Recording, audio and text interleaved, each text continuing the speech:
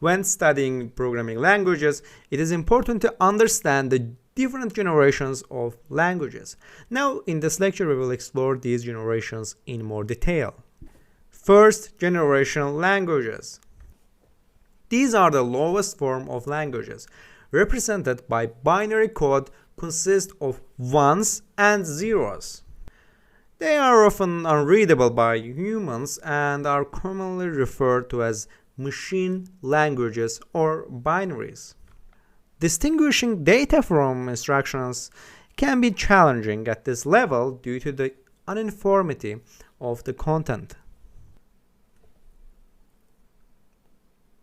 Second generation languages, also known as assembly languages. These languages are one step closer to machine language, and assembly language use mnemonics, which are short and memorable character sequences to represent specific bit patterns or opcodes. Programmers use these mnemonics to remember the associated instructions. An assembler is a tool that translates assembly language programs into machine language for execution.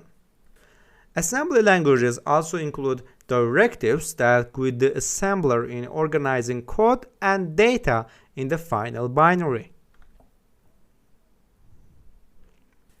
Third generation languages.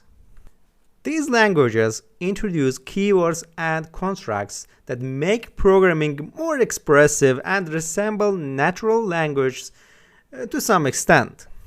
Third generation languages are typically platform independent, allowing programmers to write code that can run on different systems.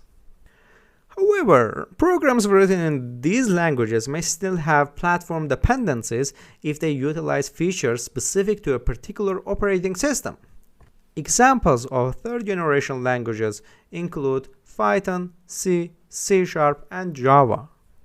Compilers are used to translate programs written in third-generation languages into either assembly language or machine language.